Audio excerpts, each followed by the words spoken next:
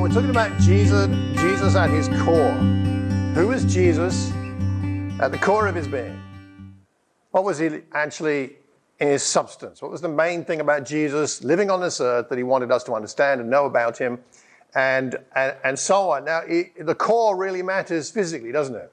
You can do a lot of work on the periphery of the body and the outside of things, but if the core isn't right, so I looked up core Pilates exercises on the internet, and 99% of the photographs were of people about 16 years old who were thin and had abs like mountain ranges. But I rather preferred this one of an old chap, which is more like me. So, but you've got to work at your core, haven't you? I had some aches and pains as I'm getting older. I've got a bad neck with a problem in one of my joints there, thingies, whatever it's called. And, I've had some knee surgery, and, my back's a bit, and I went to Debbie. Some of you will know Debbie, and I said to her, I need some help, and I thought she'd give me some nice, easy exercises. So you gave me these easy-looking exercises. She came around to the house, demonstrated these, all, lifting your leg a little bit this way and lifting your center of your body a bit this way, and it looked easy, and I tried them, and I mean, honestly, I was sweating. I was sweating in a few seconds, even though I wasn't really moving very much. And you need that to deal with the core, because without a good core, you can fiddle with the rest of your body, but you're messed up. And sometimes with Jesus, we can get the wrong impression. And sometimes I think the world might have the wrong impression about what Jesus is really about. What's at the core of his being? What's the main thing he wants us to understand? And we're looking at this particular passage because we're building up towards the Beatitudes teaching day on the 29th. So last week, this week, and next week, we're looking at Matthew 4 and what's going on in the build-up to Matthew 5 and the Sermon on the Mount. So last week, we looked at how Jesus was heralded by John the Baptist. Here is the Messiah, basically. He was baptized by John the Baptist in the Jordan. Then God came down and said, this is my son whom I love. With him I am well pleased. So he got God's approval or commissioning, in a sense, you could say. And then last week we talked about how he was tested in the wilderness, not for the sake of testing, or not even just to pass a few tests of temptation, but to be prepared for the work that God had in mind for him. So that's where we are so far. And now we're looking at the next phase. And next week we'll look at one more as we go through and figure out what's going on here. So let's read our passage, and then we've got a few things to discuss together. So Matthew chapter 4, and picking it up in verse 12. Matthew 4, verse 12. When Jesus heard that John had been put in prison, John, that's his cousin, John the Baptist, he's talking about there. He withdrew to Galilee. Leaving Nazareth, he went and lived in Capernaum, which was by the lake in the area of Zebulun and Naphtali, to fulfill what was said through the prophet Isaiah, land of Zebulun, land of Naphtali, the way of the sea beyond the Jordan, Galilee of the Gentiles. The people living in darkness have seen a great light. On those living in the land of the shadow of death, a light has dawned. From that time on, Jesus began to preach, repent, for the kingdom of heaven has come near. As Jesus was walking beside the Sea of Galilee, he saw two brothers, Simon, called Peter. Simon, right, Simon? There you are. Your name checked there. Simon and his brother Andrew, they were casting a net into the lake, for they were fishermen. Come, follow me, Jesus said, and I will send you out to fish for people. At once, they left their nets and followed him. Going on from there, he saw two other brothers, James, son of Zebedee, and his brother John. They were in a boat with their father Zebedee, preparing their nets. Jesus called them, and immediately they left the boat and their father and followed him. We'll stop there for today. We'll look at the next bit next Sunday. So what's going on? Okay, a little bit of geography and history, just to put us in the picture of what's happening. John the Baptist was imprisoned here. This is the fortress one of the fortresses that Herod had at that day, Herod Agrippa. It's in a place called Machaerus. It's in the region of Perea.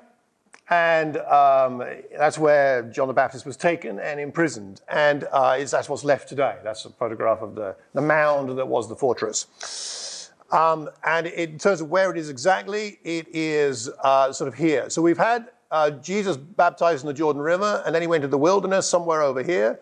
And John the Baptist is then taken from his ministry work around the Jordan, where he's baptizing people, and taken off to Machaerus here, just the other side of the Dead Sea. And then what happens is Jesus moves from this area up to Nazareth, where he's from. So he goes back up to Nazareth. He's there, we don't know quite how long. And he goes from there to Capernaum, which is on the northwest side of the Lake of Galilee. And so we find him now up in Capernaum in the area of, as it says here, Naphtali and Zebulun. So Naphtali is sort of this area up here, and Zebulun is sort of around here. So when it talks about Zebulun there, Naphtali up there. So these are the areas we're talking about that's referenced here. Why did Jesus go to Capernaum? Probably because, well, for several reasons, possibly. But a lot of trade routes running through there. So in terms of him spreading his message, people that might have heard him would go on and spread his message elsewhere. A big junction, really, there at Capernaum, north-south and to some degree east-west. He probably worked there for a while and probably lived in Peter's house. Now, so I've got something else for you here. Okay, so this is a photograph of the synagogue, the first century synagogue at Capernaum. This is, Penny and I were in Israel a year and a half ago. And so this was the group we were with. This is the synagogue where Jesus spoke. This is in other parts of the New Testament, but that's the synagogue in Capernaum. And it is thought that Jesus may well have stayed in Peter's house because Peter lived in Capernaum. So here's a short clip of video of one of the buildings they think could be Peter's house. So I videoed this a year and a half ago. These are the remains of the church. They built a church over the top of the ruins of this first century dwelling. It may have been Peter's house. It may not have been. There's some reasonable reasons to think it may have been, but they're not absolutely sure it's Peter's house. But it would have been a house very like this. It was quite spacious. There's evidence of early Christian worship there from the very early years of Christianity.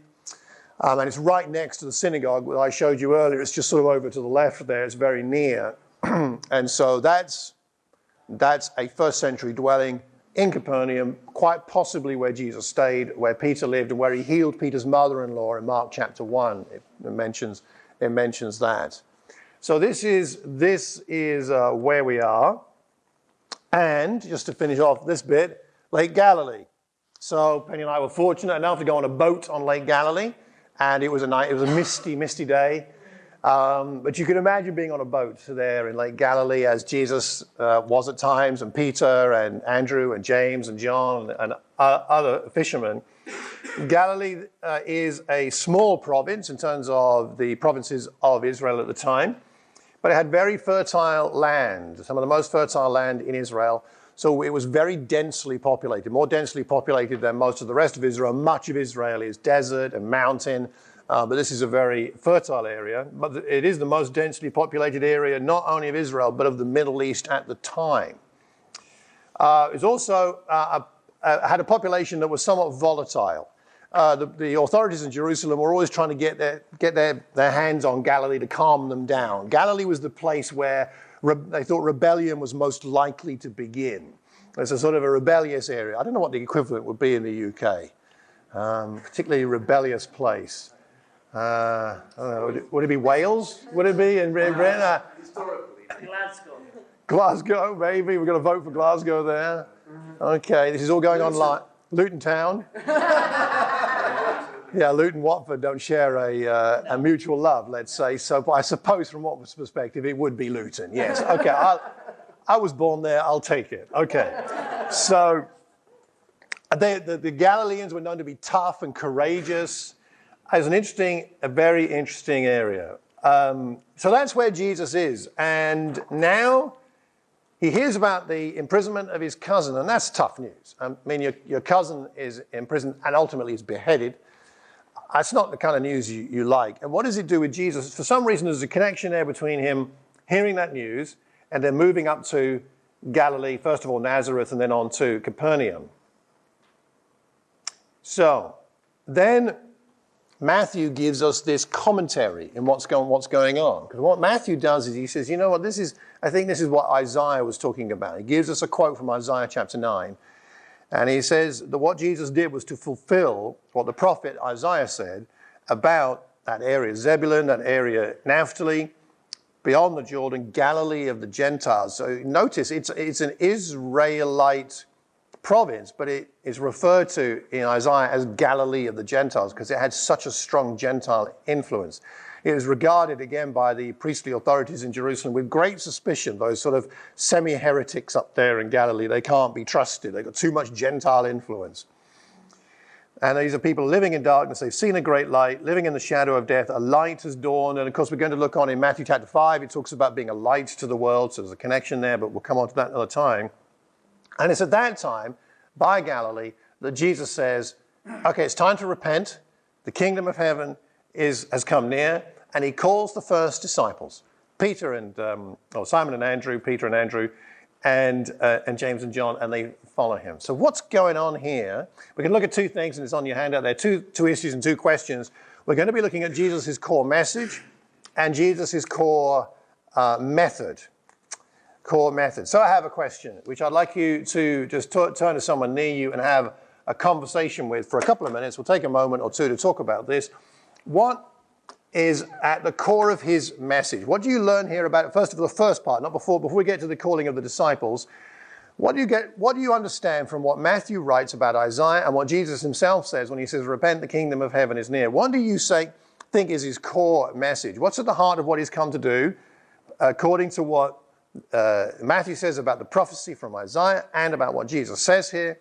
How would you summarize, what would you say is the content? If this is who he is, if this is why he has come, if this is what he is proclaiming, what is at the core of his message? All right? Let's take 3 minutes to talk with someone near you and see what we think.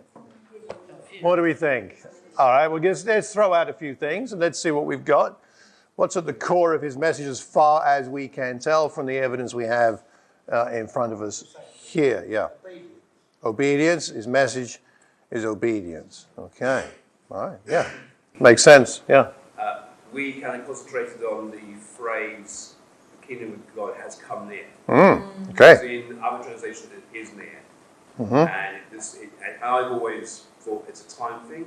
Mm-hmm. I also think that is a distance thing. Mm-hmm. And then also we were sort of asking, does this mean that it's near now, but it might go away?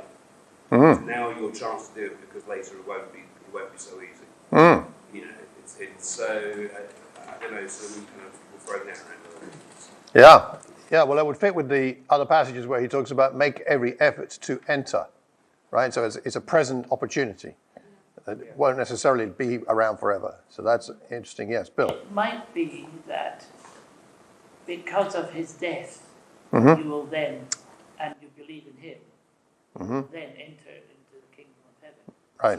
through him. There's a connection with his ultimate destiny on the cross, you mean? Yeah. Yeah, that's right. Okay, what else do we see about the core of his message? What do we think? Stefan, sorry. Part of the kingdom is near is the fulfillment of all those Old Testament prophecies of Okay. the new kingdom. Yeah. So it's kind of announcing a new era. Announcing a new era, yeah. The future, yeah. Fulfillment. I mean, that word fulfill seems important, doesn't it? Even though Jesus doesn't use the word, but Matthew does, referencing what's going on here, to fulfill. Okay, so Old Testament stuff, yeah. One question I have is that he talks about the people living in darkness have seen a great light, but it doesn't make it clear whether that's Gentiles or Jews and Gentiles. Mm-hmm. So is he grouping everybody in together that they're in darkness? Mm-hmm. Now the new time has come, everyone's in darkness. And with the new light, is it just for Gentiles or is it for everyone? Good question. Because your average Jewish person, perhaps particularly a Pharisee, at that time, would see themselves as being in the light. Yes. But perhaps they're not. Yeah, not anymore. Okay, yeah. Simon. Yeah, we were saying about repentance, and coming away from the darkness and insincerity, to following Jesus, Yeah. and truth. Yeah. Yeah, there's a change. You mentioned change? Obedience, which implies there's a disobedience followed by obedience, so there has to be change. Yeah, good. Okay, anything else? Anything else at the core? Yes? I want to add what Simon said in our group as well. He said it's not just about the religion, it's about action and sincere change. Action and sincere change. Okay, oh, I like that. The Beatitudes are all about that, so we'll come on to that when we teach it, but it's about the change of the heart. Yeah, the core here. So a couple of things that seems, I'll just mention, struck me. One is that it is for all people. Part of the core of Jesus' message is this is for everybody. So everybody, excuse me, I think I'd agree with you in the sense that everybody's in the same category in the darkness. Whether you're Jew or Gentile, there is darkness. I have come to bring light. So it's the same for everybody, and it's a message for all peoples, all nations, all times, all cultures, all races. It's for everybody. Revelation talks about how the good news and the gospel have come for the healing of the nations.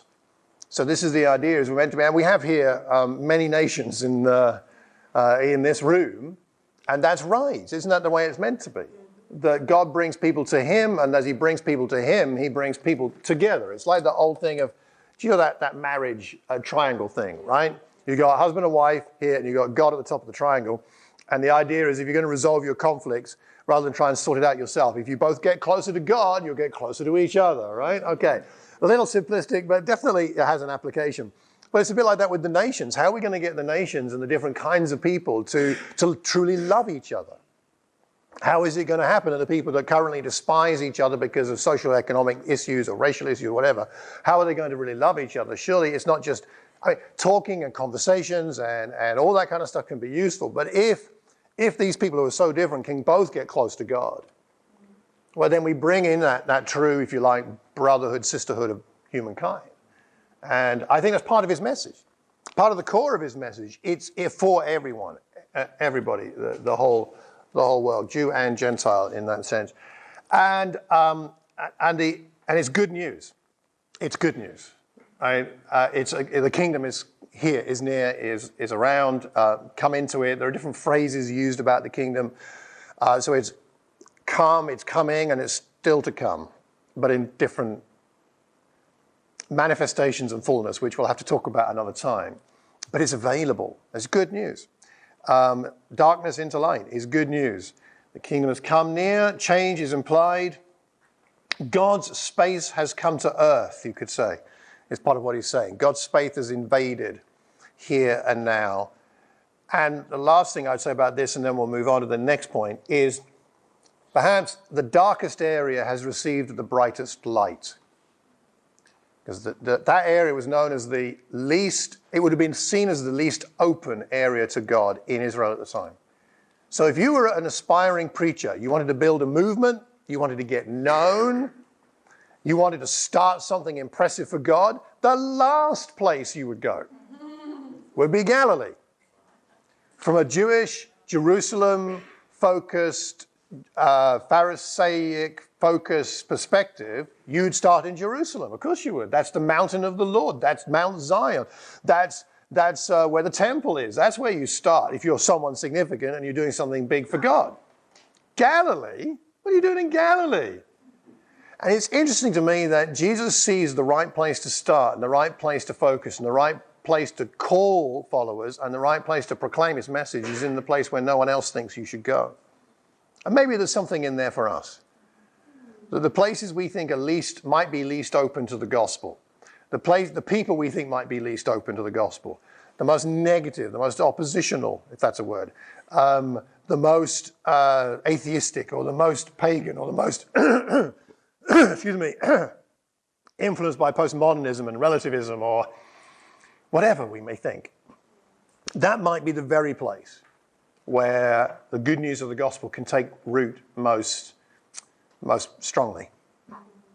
So it challenges me to think about people I might have written off in my mind as people that really aren't going to respond. Maybe they're the exact people I should be spending time with. Just a thought. All right. Let's talk about our second issue here that I think we can just discuss for a few minutes. The core message and the core method. Jesus' core method of how is he going to fulfill his mission? How is it going to happen? He's here on earth. He's been approved. He's been tested and prepared. How is it all going to work out? And so our question for the next few minutes is, when he calls these men, Simon and Andrew, James and John, when he calls them, what do you think they understood him to be calling them to? So you need to try and do a little bit of selective memory wiping in what you already know that they went on to do. Because although you know that, and we all know that, they didn't at the time. So try and imagine you're on the lake there, or you're by the lake, or you're mending your nets, and Jesus comes, and you know who he is because we know that they were already disciples of John the Baptist, and they'd heard John the Baptist talk about him, so they definitely knew a bit about him. But what do you think they thought he was calling them to? Try and get inside their heads for 3 minutes, see what you find, okay? Here's this rabbi they've heard about, they've met maybe once or twice, they've heard him preach and teach a bit. And this rabbi, by the way, of course, rabbis didn't do this in this day and age. So this is a very unusual thing. So if you wanted to be the disciple of a rabbi in that day, you went and interviewed with the rabbi. And you go and say, excuse me, rabbi, could I be your disciple? And they'd say, well, blah, blah, blah. They'd interview you, and then they'd say yes or no. For a rabbi to go and ask people to follow him was unheard of. So it's very unusual behavior for a rabbi type. Anyway, so what do you think they understood? What would they have understood him to mean by his call? What were they expecting, do you think? Barry? Well, they were expecting they would just go around with him in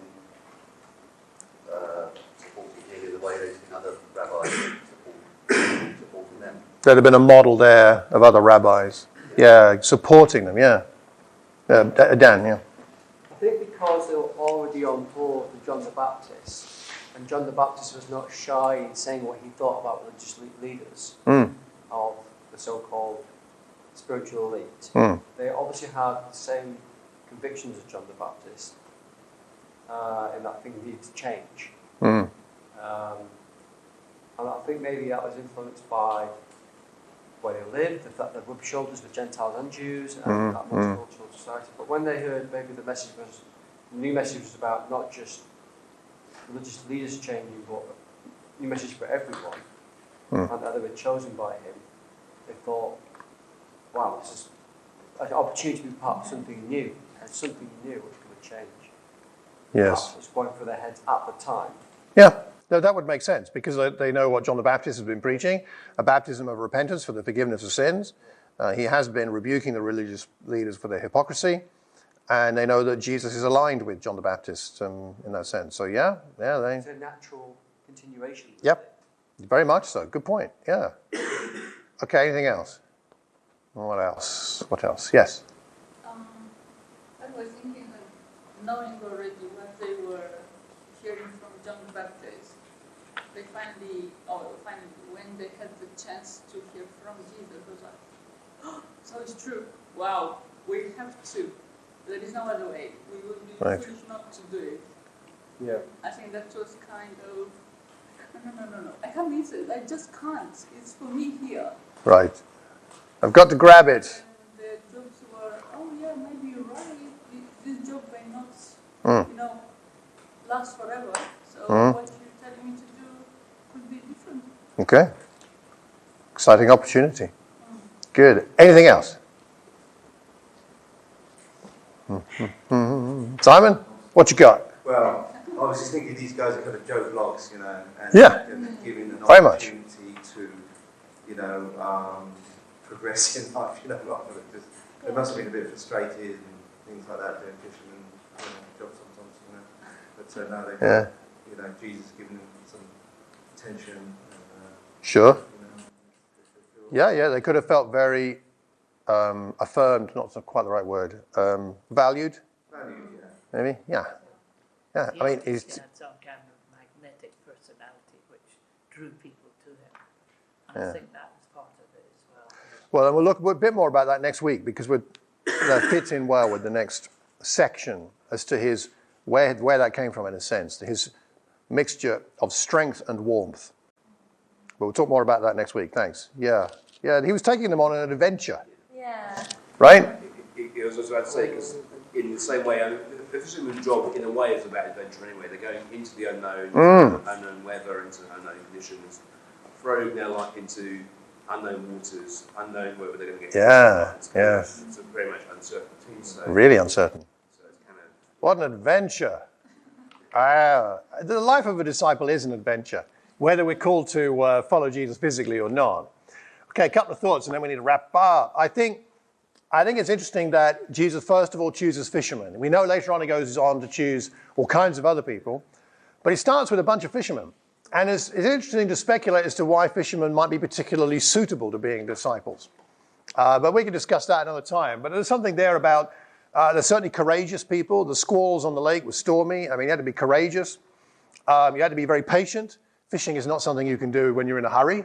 You had to persevere out there all night fishing. You have to be flexible. There are different kinds of net for different kinds of fish. You need to know how to adapt.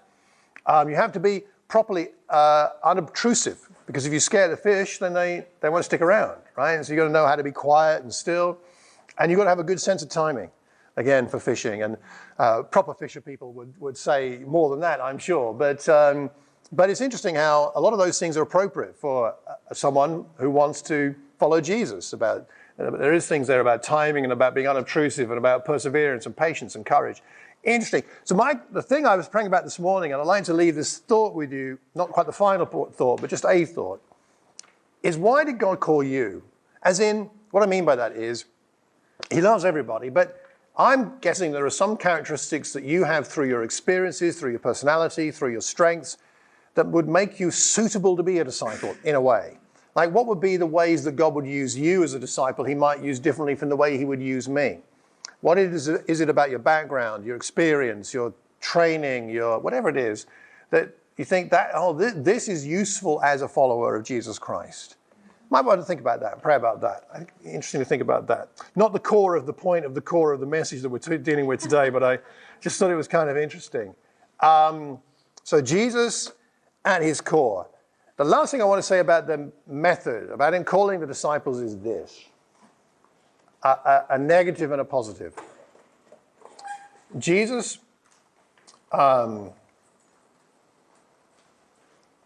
when he was calling people to follow him, he wasn't calling them to measure up.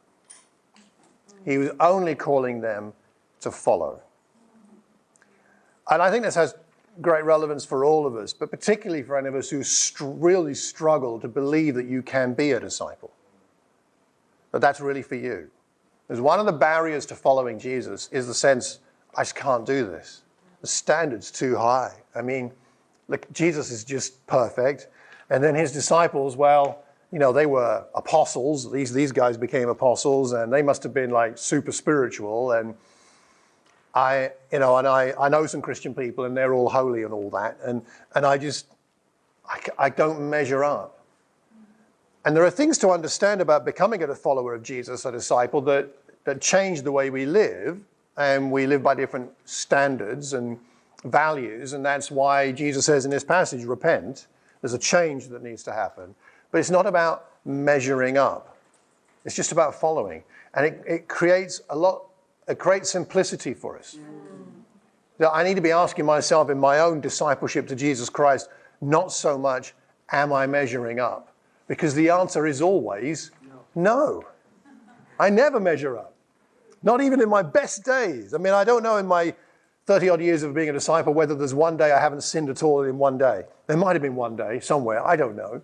But I never measure up. But I can ask myself, am I faithfully following? With the best I have.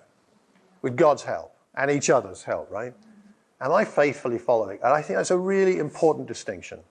Jesus is not calling them to measure up. He's calling them to follow him. He is their mentor. He's their guide. He's their inspiration. He's their hero. They want to be as much like him as they can, and they want to be in his presence as much as they can, and they want to then be as much like him as they can to help other people. I think that's it. And I think it's really important to remember that's the core. I think that something in there is the core of what Jesus came to call people to. Of course, there's a relationship with God and many other things, but what does it mean to follow? What does it mean to be a disciple? It just means follow. Be with him and learn from him as we go, not about measuring up. So Jesus at his core, he had a core message, which was good news. It was for all people. And it was about change, but it was about good things coming. And his core method was to follow, to call people to be with him and to follow. And I think that is really what that is all about. So can I encourage us to think this week about what kind of message we're bringing across to other people in terms of what Christianity is? It's a positive message. And in our own following, let's make sure that we ourselves, and as we call other people to, that we're calling them to follow Jesus, that he is the focus of all that we're calling people to.